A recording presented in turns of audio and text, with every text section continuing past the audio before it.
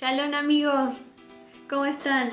Bueno, estamos acá este día martes 30 de junio, un día lluvioso, gris, pero siguen las buenas noticias, Le voy a compartir un testimonio, algo que pasó hace muy pocos días, un testimonio de nuestro Señor Jesucristo, un testimonio del reino, un testimonio de una victoria que tuvimos en Cristo. Yo tengo una hermana de sangre que se llama Rebeca. Ella estuvo muchos años apartada de Dios, se apartó del camino, dejó de ir a la iglesia, dejó de congregar. Bueno, empezó a llevar una vida de pecado, de rebeldía. Muchos años estuvo apartada ella del camino. Y en el año 2013 recibo una palabra por una profetisa. Recibo una palabra respecto a esta hermana mía de sangre. La prédica ese día vino hablando de la familia. Fue una prédica que tuvimos en mi congregación. La pastora hizo una prédica y habló mucho de la familia, de las relaciones familiares, de la familia, de los hermanos, ¿no? Y cuando termina el culto, una de las hermanas recibe una palabra y me la da a mí. Me dijo que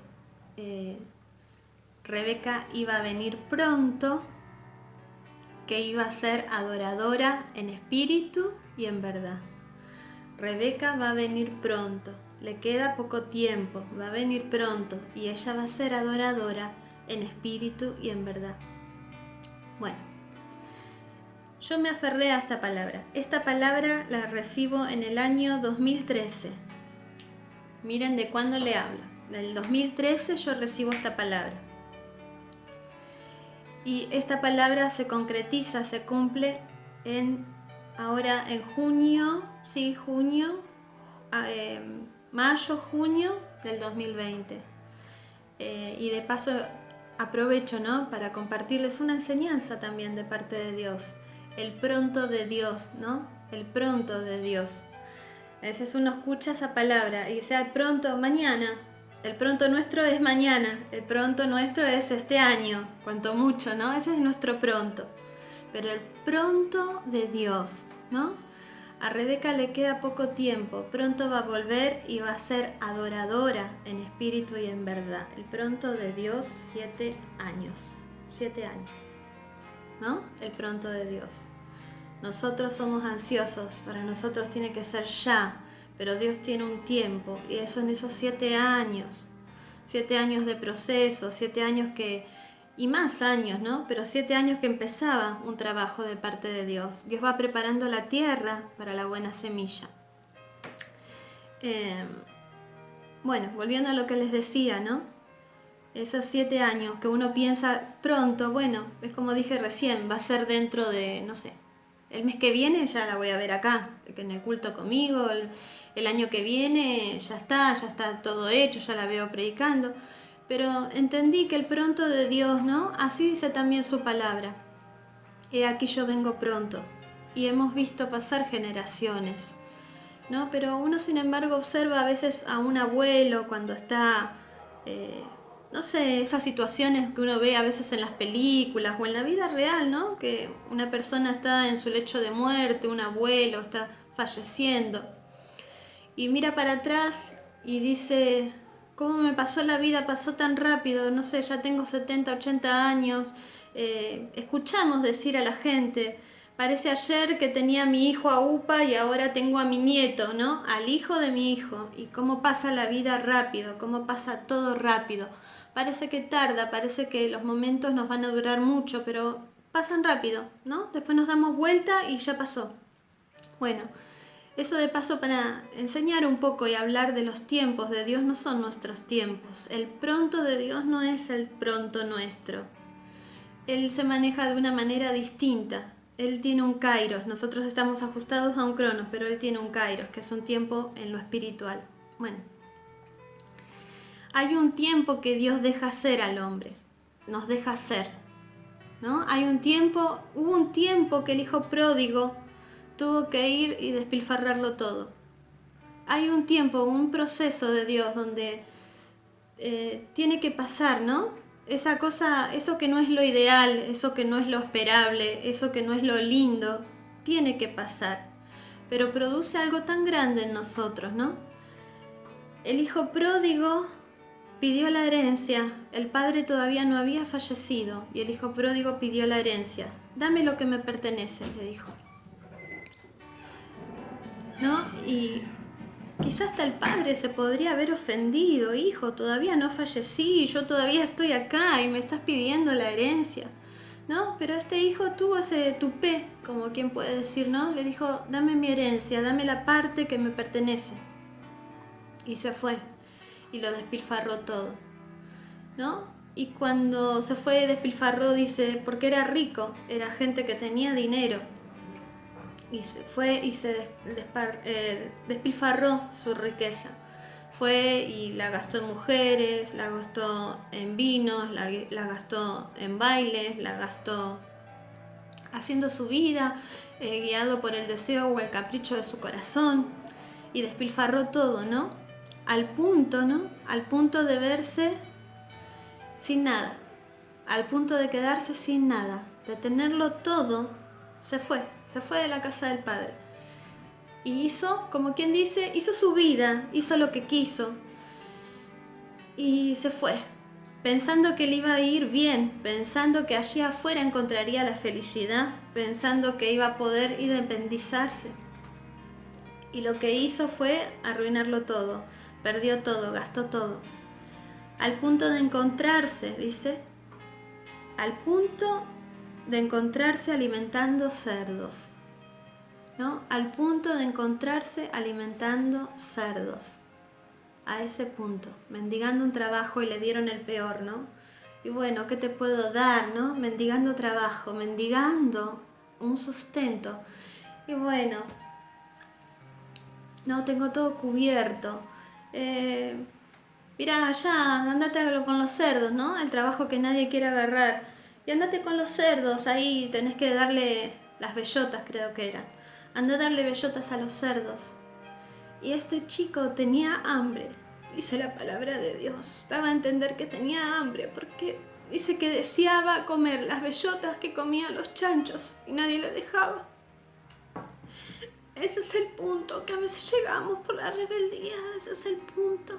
A donde nos vamos por la rebeldía, por el capricho de nuestro corazón, por querer independizarnos del Padre, por querer irnos de la casa del Padre, por querer irnos de la casa del Padre, por darle la espalda al Padre, ¿no?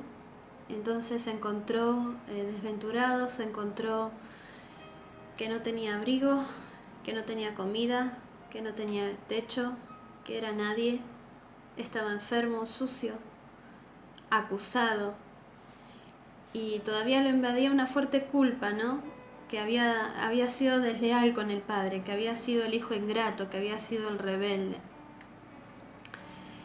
Pero hay un padre a pesar de todo eso, ¿no? Hay un padre que nos ama. Él nos deja ser, Él nos deja llegar al punto casi a veces de tocar fondo, pero para que nosotros podamos entender lo que es irnos del Padre, lo que es no estar con Dios, lo que es vivir las cosas de la vida sin la compañía del Padre, sin el abrigo del Padre, ¿no? Bueno, entonces ahora cuando empezó la cuarentena, volviendo al testimonio, mi hermana ya había andado con problemas, que no podía mucho caminar, le dolían las piernas, los brazos no le respondían, le faltaban fuerzas. Se empezó a hacer varios estudios, no le encontraban nada, no sabía qué era, pensaba que podía hacer falta de vitaminas, me dijo que se tomó vitaminas habidas y por haber, se compró y se tomó, bueno, pero no pasaba nada. Los doctores le hacían análisis, estudios y no salía nada. Le hicieron una tomografía, una tomografía computada, unos estudios, resonancia magnética, tomografía computada, de acá para arriba, en el cerebro, ¿no? Y de acá para abajo. Y no tenía nada, no salía nada raro. Bueno, pero la cuestión es que sus brazos ya no tenían fuerza, no le respondían, sus piernas no le respondían. se cayó, no sé si una o más veces, pero por lo menos una vez se cayó en la calle se desvaneció y no es que había perdido el conocimiento. De repente se encontró en la calle, bueno, un hombre la socorrió, la ayudó a levantarse. Y cuando inicia la cuarentena, ella empieza con unos dolores muy fuertes. Ya había estado dolorida, pero empieza con unos dolores muy, muy fuertes, insoportables. Y se va a una guardia. En plena cuarentena se fue, porque era tan insoportable el dolor que se fue a una guardia y le empezaron a mandar analgésicos, le empezaron a hacer de nuevo estudio, le empezaron a mandar analgésicos muy fuertes, derivados de la morfina, no le hacían nada. Bueno, estudio va, estudio viene, se le ocurre en hacerle una placa un poquito más abajo de donde se la habían hecho. Y aparece un tumor. Un tumor. ¿En dónde? En la cervical. En la cervical. Que estaba oprimiendo ahí donde pasa la médula ósea, oprimiendo toda la irrigación de las órdenes. O sea, el cerebro manda la orden, por eso movemos los brazos, por eso movemos las piernas. Bueno, justo ahí por donde tenía que bajar para las extremidades y luego para todos los órganos, estaba oprimido por el tumor. Apenitas una luz tenía, así el tumor oprimía y apenitas una luz tenía donde pasaba la señal. Por eso sus brazos no le respondían, sus piernas se sentían como dormidas, se caía caminando, no se podía mover, le dolía todo le dolía, tenía todo un dolor que le irradiaba el hombro, todo. Bueno, un tumor. El siguiente paso fue ver si era benigno o maligno. Bueno, gracias a Dios era benigno, ¿no? Pero había que operar ya. Porque estaba en riesgo su vida. Le explicó al médico, mira, esto es de vida o muerte. No es pensar si te operas. Te tenés que operar, le dijeron, porque esto está creciendo y está creciendo a pasos agigantados. Le dijo, esto va a crecer, no te va a llegar más orden a tus miembros, te podés quedar paralítica en cualquier momento. Te pueden fallar todos tus órganos, porque todo lo que manda viene del cerebro. Todas las funciones de los órganos vienen del cerebro.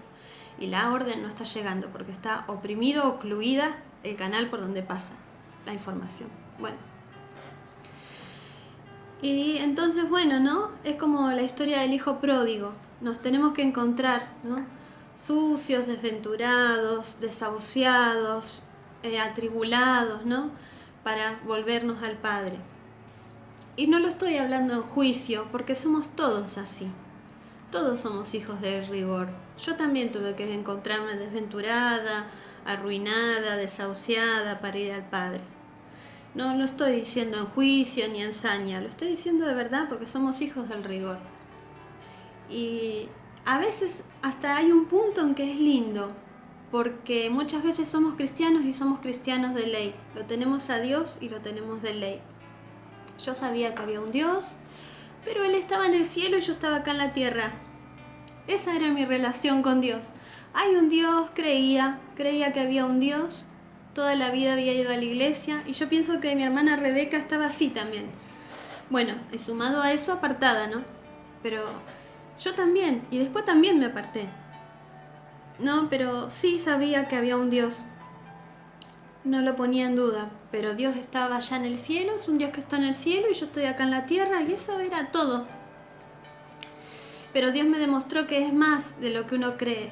Hay un Dios que quiere tener una relación personal con nosotros, es un Dios que me ve. Por eso a mí me impactó tanto, fue una de las cosas que primero se revelaron en mi vida. Hay un Dios que me ve, Él me ve, no está en el cielo ignorándome o haciendo sus cosas. No soy un número más para Él, no soy una persona más caminando por esta tierra. Él me ve, Él me ama, Él quiere hablar conmigo, Él se preocupa por mí.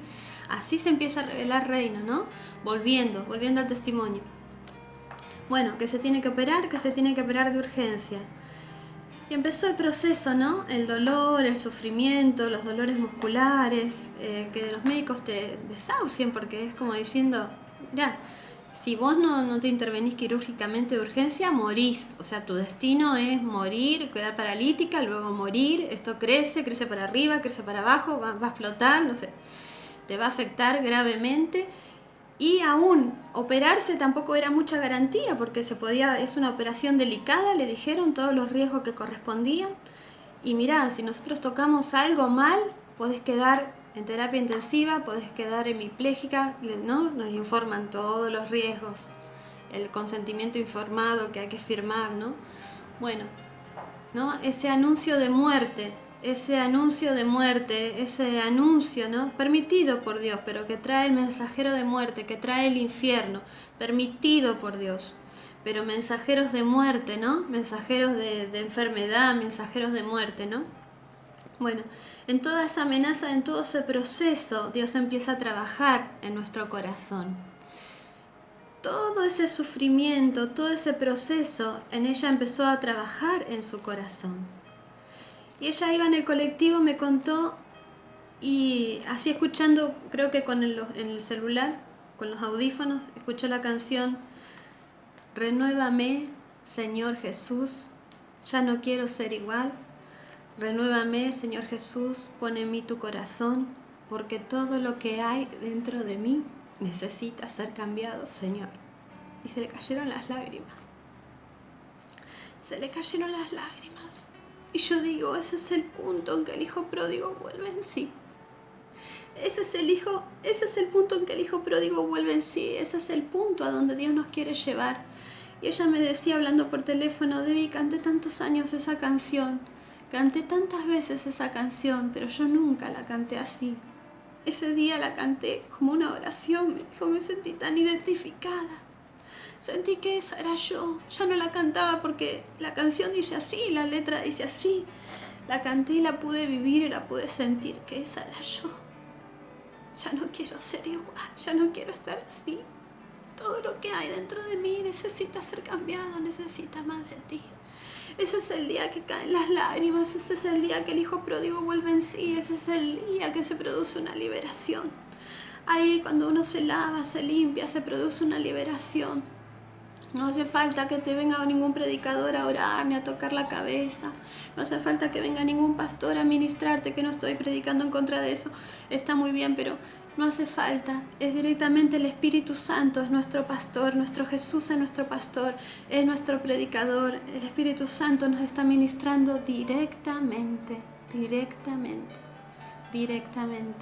No necesitamos, ¿no? Como dice un predicador, sacudirnos y retorcernos para todos lados y el demonio luchar para salir. Ese es el día que sale solo, ¿no? Que se revelan esas lágrimas de arrepentimiento. Es una tristeza, pero esta es una tristeza linda, porque es una tristeza que nos lleva al arrepentimiento, a un quebranto, a quebrantarnos, ¿no? Caían las lágrimas, dice, yo canté esa canción y se me llenaron de lágrimas los ojos. Yo la canté del corazón, yo sentía que es así, era una súplica a Dios, renuévame, ya no quiero ser igual, todo lo que hay dentro de mí necesita ser cambiado, Señor. Ese es el día que somos libres, ese es el día que se rompen cadenas en el mundo espiritual, que se produce un quebranto, que se produce el verdadero arrepentimiento. ¿Y sabe lo que es ser adorador en espíritu y en verdad? Es arrepentimiento genuino. Porque ya no es, sí, me arrepiento, sí, perdóname Dios, no, ese es el día que se revela el reino. Ese es el día que somos adoradores en espíritu y en verdad. Soy un pecador, necesito más de ti, me vuelvo a ti, yo sin ti no puedo vivir, ¿no? Y si muero, que muero, y si muero, me voy contigo. Ese es el día, ¿no? Que hasta se le deja de temer a la muerte, pasa algo maravilloso, sucede lo imposible, ¿no? Y ella me contaba, como para resumir un poco, porque ya veo que ya me pasé del tiempo. Ella me contaba que tuvo otra cirugía anterior, una cirugía menor, una intervención poco importante, a la que se sometió por una pavada, ¿no? Un tiempo antes. Y dice, Debbie, estaba tan asustada, me dice, que las piernas me saltaban en la camilla, me temblaban las piernas. Cuando me dijeron, te van a entrar a quirófano, te van a poner anestesia, y era una pavada, temblaba como una hoja. Y yo le dije, eso no es un miedo, ¿cómo te puedo decir? racional, es el miedo racional, ¿no? Sabemos que vamos a ser intervenidos, que nos van a hacer algo, que nos van a anestesiar, pero es el miedo, le dije, es el miedo del alma. Es el miedo del alma sin Cristo. Fue esas palabras que yo le dije por teléfono. Ese es el miedo de morir sin Cristo. Ese es el miedo de pasar valles de sombra de muerte sin Cristo. Ese es el miedo que siente el alma, el miedo de perdición, el miedo que los mismos demonios permiten que sintamos. El miedo de la segunda muerte, no de la muerte en sí. Sí, está ese miedo, es también. Pero es el miedo de morirnos sin Cristo. Es el miedo de no tenerlo a Él, de andar por la vida sin el Padre. Y entonces por este trato de Dios empezó a revelar en ella eso, ¿no? Soy pecador, necesito más de ti, yo hice todo mal, que es al punto, ¿no? Donde Dios nos quiere llevar. Ese renuévame, Señor Jesús. Yo ya no lo canté en la emoción, no lo canté porque la canción es linda, lo canté con todo el corazón, fue una oración a Dios, me quebranté, se me caían las lágrimas y se revela el reino. Así somos transformados, así es, ahí es cuando nos arrepentimos de verdad y ahí es cuando Dios nos perdona de verdad. Porque hay perdón genuino cuando hay arrepentimiento genuino. Ahí es cuando el hijo pródigo volvió en sí, ¿no? Dice, y el hijo pródigo volvió en sí, cuando se vio deseando las algarrobas, esa es la palabra, cuando se vio deseando las algarrobas de los chanchos. A ese punto de desear, codiciar la algarroba del chancho y no le dejaban comer la algarroba del chancho. Miren la paga del diablo, miren la paga del mundo, miren lo que es el mundo, lo que es la calle, lo que es andar sin Dios. En el mundo no hay amor, ¿no? Dice que ahí el hijo pródigo volvió en sí. Ahí el hijo pródigo volvió en sí. Ese fue el momento en el colectivo. Y bueno, hay un proceso, ¿no? Porque se sigue el proceso, ¿no? El hijo pródigo dijo, ¿qué hago acá? ¿No? ¿Qué hago acá? Se vio su condición, se vio solo, desventurado, muerto de frío, muerto de hambre. ¿Qué hago acá? En la casa de mi padre, dice, el más bajo de los jornaleros, porque eran de plata, el más bajo de los peones, no sé cómo decirlo, come mejor que yo. Come y duerme mejor que yo, duerme calentito y tiene una buena comida caliente en su mesa. ¿Qué hago acá? Volveré a la casa de mi padre. Volveré a la casa de mi padre, ¿no?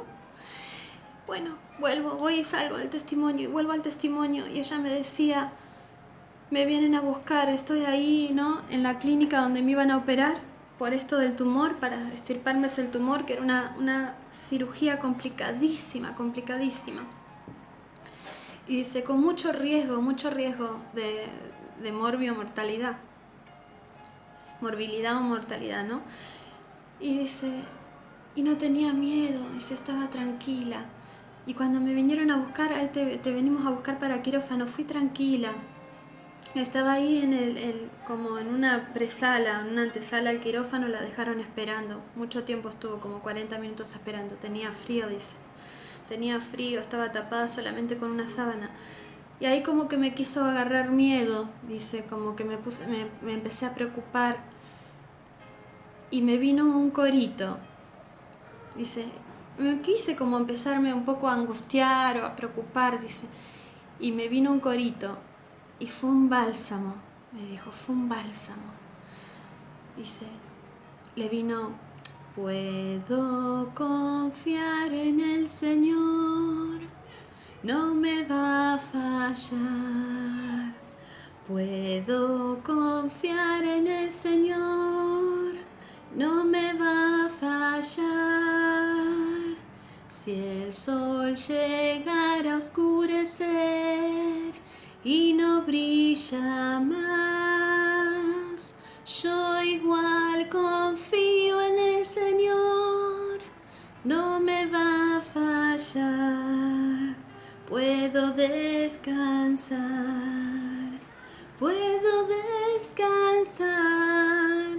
en su mansión.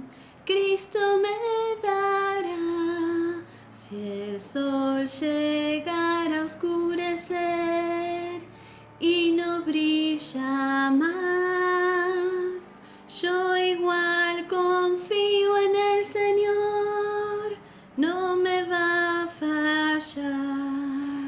Y me decía Debbie, me vino ese corito que hacía años que no cantaba. Un corito tan sencillo, cero modernismo, cero percusión, ¿no? Un corito tan de campaña, tan de los cultos antiguos, me dice, que yo cantaba, no sé, nos habrá enseñado mamá, lo habrán cantado los hermanos, pero años, me dice. Me vino ese corito, me dice, en lo que menos pensaba, dice. Me vino ese corito en ese momento donde yo quise empezar a ponerme nerviosa, angustiarme. Me vino ese corito y sentí una paz, me dice. Sentí una paz tan inexplicable, dice, pero tan tremenda que me entregué. Dice, al punto, dice, que me entregué. Ya no me preocupó nada, si me moría, si me quedaba paralítica. No me preocupó más nada. Yo dije, me voy en paz, si me voy contigo. Y si quedo paralítica, tú eres justo. Es lo que yo me merezco, lo que tú decidas. Ha de estar bien. Y tuve una paz, ya no me importó, ya no temía una silla de ruedas, ni a la muerte le temí. Ese es el Dios que tenemos.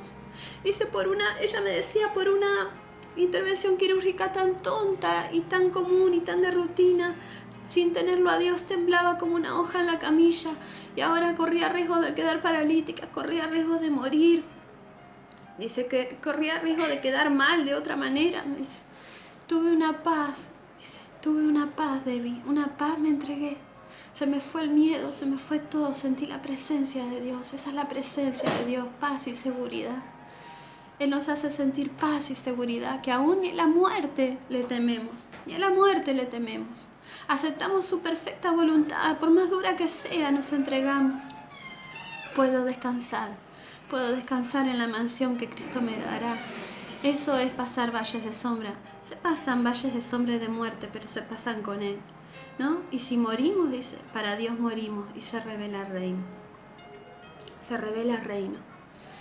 Dice, yo no me importó nada, me solté, me entregué, sentí una paz. Que sea lo que Dios quiera, pero lo que Él decidiera me daba paz. Yo confío en ti.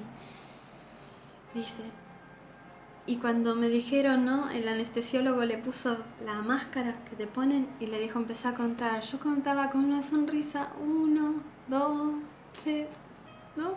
Parece que uno dice, mira, si me muero mejor, si me voy con Él mejor, ¿no? Y así está el que está preparado, el que fue tratado por Dios, el que está preparado, ¿no? El que está preparado, el que está esperando al novio, tiene paz.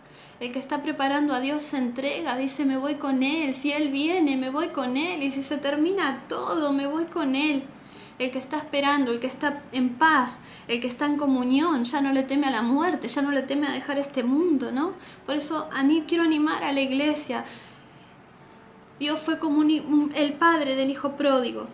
Fue el padre del hijo pródigo, ¿no? Volveré a la casa de mi padre, volveré a la casa de mi padre, ¿no? Y el hijo pródigo quizá pensó, me va a pegar, me va a castigar, me va a retar, me va a salir a criticar, me va a decir todo lo que me merezco.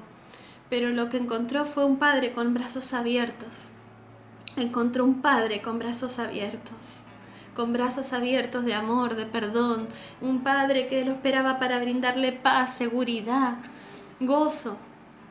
El padre se gozó con él, se gozó con ella, ¿no? Dijo, este es mi hijo que se había perdido, este es mi hijo que daba por muerto, este es mi hijo que creí muerto y ahora vive y está conmigo, ¿no? Este era mi hijo que se había ido, que se había perdido y ahora lo tengo conmigo, ahora vive. Este es mi hijo que daba por muerto y ahora está conmigo, ¿no? El padre se gozó con ese hijo pródigo, se gozó de haberlo encontrado, se gozó de que Rebe se volvió a él, se gozó con su hija, le hizo sentir paz, gozo, dijo una fiesta, hagan una fiesta porque este es mi hijo que había muerto y ahora vive, ¿no? Tremendo testimonio. Cuando ella me contó eso, yo le dije, eso es lo grande de tener a Dios, dije, eso es lo grande de estar con Dios, dice. Le dije, ese es el punto, esa es la presencia de Dios, sentir esa paz, aún en medio de una situación adversa, uno puede tener paz, felicidad, gozo, esperanza de salvación, ¿no? Y testimonio sobre testimonio, porque voy a aprovechar a contar un testimonio mío. Cuando esta cuarentena inició y nuestros hermanos chinitos allá se estaban muriendo por el COVID-19, yo me acuerdo que empecé a orar. Dije, ¿cuál es el deber de la iglesia? ¿Cuál es el deber de la iglesia? Interceder. Interceder.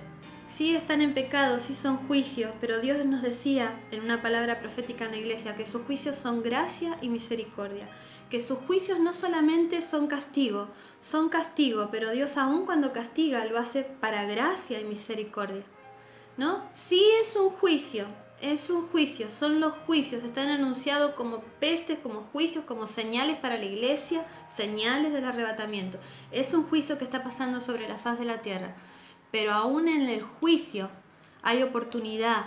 Dios quiere derramar su gracia y su misericordia, porque a veces Dios, ¿no? Como hablábamos del hijo pródigo, nos tiene que llevar a esos puntos de crisis, a esos puntos de juicio, para que se nos revele el reino, para que se revele gracia y misericordia. Dios está, yo le digo a mi hermana, Dios está poniendo en las bodas del Cordero sillitas de último momento. Dios está poniendo en esas bodas sillitas de último momento. Está sentando gente que ni se pensaba, ni sabe que existen. Ese evento, ¿no? Que estamos esperando. Porque me imagino que lo está esperando, ¿no? Bueno, está poniendo Dios sillitas de último momento, de última hora. ¿No? Cuando me enteré que nuestros hermanos allá en China, no nuestros hermanos, bueno, como seres humanos, no cristianos, quizá cristianos también, pero cuando me enteré que la gente en China estaba siendo azotada por este virus, yo dije, uno como iglesia tiene que orar porque Dios nos había dicho que los juicios también son gracia y misericordia, y me puse a interceder. En febrero, marzo, enero, diciembre, cuando empezó a pasar por allá. En diciembre, enero, que empezó a pasar por allá, me puse a orar. Y me venía mucho de orar, Dios, quizá hay mucha gente que ahora está internada con este virus, con esta peste, en un lugar solo, oscuro, o solo, sin nadie, porque ni siquiera dejan visitar, porque como es tan contagioso, altamente contagioso, entras como si fuese un resfrío, una gripe, ahí te aíslan, te detectan unas horas para que te mueras, si no lo sobrellevas al virus, morís. Y dije, y esa gente que contrajo esa enfermedad está amenazada de muerte, desahuciada porque no hay vacuna, no hay suero, no hay remedio, sola porque no le dejan pasar un familiar. Y me puse en lugar de esas personas, de esas personas en China. Y dije, hay que interceder, como iglesia de Dios tenemos que interceder. Dije, somos la iglesia de Dios. Dios dijo que estos juicios van a ser gracia, misericordia, oportunidad. Dios es un Dios de oportunidades. Y dije, me voy a poner a orar por esa gente. Y me venía de orar y yo decía, Dios, me imaginaba gente china ahí en la cama, desahuciada, o por este virus o por cualquier otra situación, en una terapia intensiva, debatiéndose entre la vida y la muerte. Y empecé a orar y a decir, Dios, tráeles a memoria un recuerdo, aunque sea lejano, de cuando, si alguna vez pisaron una escuelita dominical, si alguna vez estuvieron en una iglesia, cuando eran chiquitos, o tráeles un corito a la memoria, o alguna vez tú los ayudaste, que ellos puedan sentir que esa vez que los ayudaste, que los guardaste, eras tú. Y que caigan lágrimas, pero ya no sean lágrimas porque me voy a morir de COVID-19, no sean lágrimas porque porque estoy en la terapia, no sean lágrimas de sufrimiento, de miedo, no sean lágrimas de preocupación, sean lágrimas de arrepentimiento, sean lágrimas de gozo, se sientan tu presencia. Y fue algo tremendo porque cuando mi hermana me cuenta este testimonio, yo dije, lo que yo pedí para gente que no conocía, lo que yo oré, intercedí para gente que yo no conocía, que no estoy involucrada sentimentalmente, que está del otro lado del mundo, que nunca me lo va a poder agradecer, quizás jamás la vea en mi vida. Dios lo hizo con mi hermana, porque yo no sabía todavía que ella tenía este tumor, porque este tumor se lo diagnosticaron en mayo. A la semana, 10 días que le diagnosticaron el tumor, menos quizás, ya la estaban operando. O sea, yo no sabía que ella tenía un tumor, ella tampoco lo sabía. Fue en diciembre, yo estaba orando por la gente en China y todo allá en Medio Oriente, que fueron los primeros azotados por esta pandemia. Y dije, cuando ella me contó el testimonio, yo a lo primero mucho no me di cuenta, pero después sí empecé a pensar y dije, lo que yo estuve pidiendo por gente que no conocía. Tuve me puse en el rol de la iglesia de interceder, porque sabe, hermano, que el verdadero cristiano es un intercesor. El verdadero cristiano es un intercesor. Intercede por las almas, que si de última mueren, Dios lloraba, se vayan contigo, limpien sus vestiduras, limpien sus almas, y si tienen que morir, si tú no los vas a salvar, se vayan contigo, y si los salvas de la muerte, gloria a Dios, pero que ellos entiendan que tú estás con ellos, porque si esa gente muere, se muere sin ti, le espera lo peor, el infierno, la condenación eterna. Y todo lo que yo oré por gente que no conocía, Dios lo hizo meses más tarde con mi hermana, sin yo saber que ella iba a tener un cáncer, un tumor, sin yo saber que ella iba a estar amenazada de muerte, que iba a pasar por un quirófano. Pero es así. A una hermanita de nuestra congregación yo sé que Dios le supo decir, vos encárgate de las naciones, que de tu familia me encargo yo.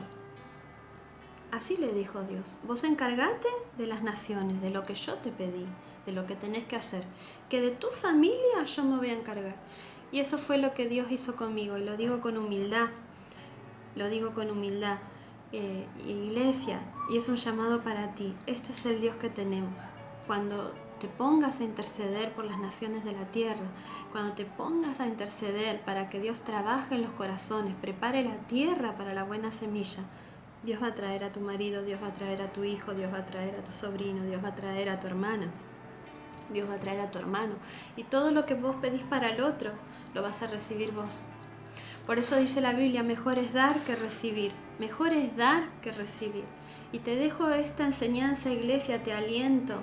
¿Qué estás haciendo en esta cuarentena? Esta cuarentena, dije la otra vuelta, no es para sentarse a comer y a engordar.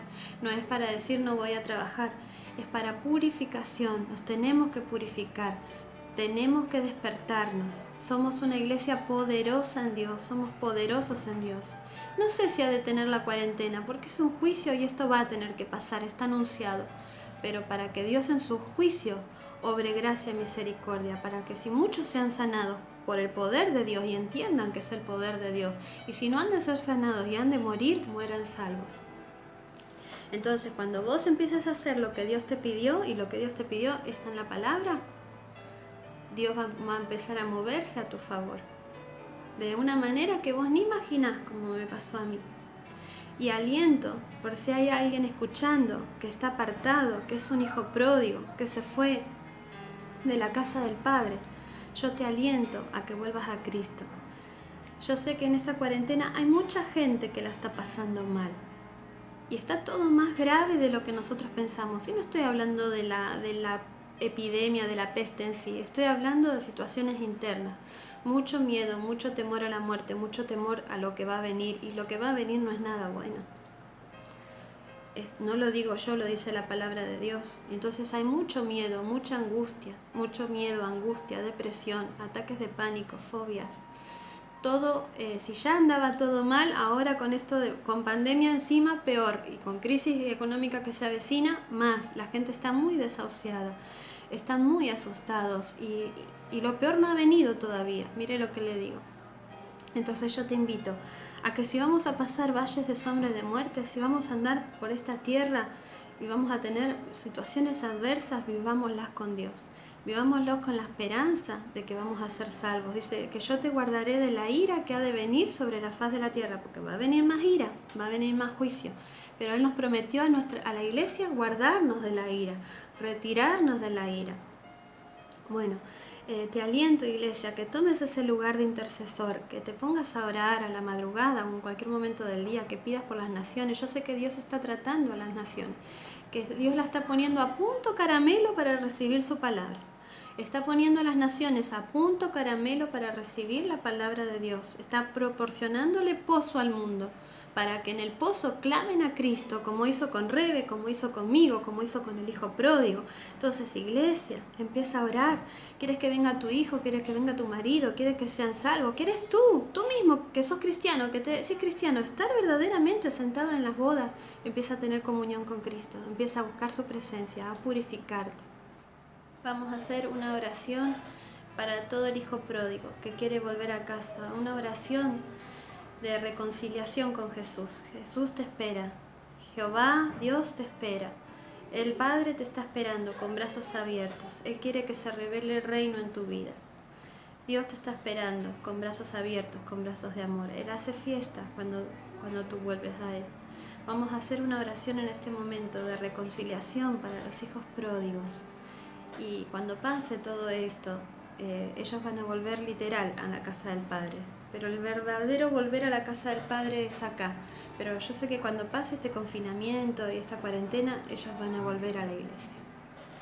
Una oración para reconciliación del hijo pródigo. Y si tú no eres creyente y quieres aceptar a Cristo y quieres vivir con este Cristo de poder, con este Cristo de sanidad, con este Cristo de salvación, porque al final la operaron y todo le salió bien, salió del horno de fuego, ¿no? Sin olor a humo, salió ilesa, salió bendecida y salió reconciliada con Cristo, salió en victoria. Salió mi hermana en victoria y para salvación, como decía, ¿no? Escogidos para salvación. Si tú quieres ser salvo, si tú quieres aceptar a Jesús como tu Salvador y Señor, haz esta oración conmigo. Padre amado, Señor Jesús, reconozco que me he ido de ti, que me he ido de tu casa, que me he alejado de ti. Te pido perdón por mis malas decisiones, por mis malos caminos. Te pido perdón porque te fui infiel, porque me alejé, porque que fui desleal. Reconozco que he sido sucio delante de ti, que he sido pecador, que he sido ingrato contigo. Te pido perdón, Señor Jesús, te pido perdón desde lo más profundo de mi corazón. Yo sé que te falté, yo sé que tú no me dejaste. El que te dejó fui yo. Te pido perdón. Recíbeme, Padre amado, recíbeme, mi Señor Jesús. Recíbeme, Padre amado. Recíbeme con brazos abiertos. Mímame entre tus brazos, Señor Jesús. Mímame entre tus brazos. Te pido perdón, te extraño, Padre mío, te extraño, Padre amado. Yo no puedo vivir sin ti. Yo no puedo vivir sin ti. Me vuelvo a ti de todo corazón.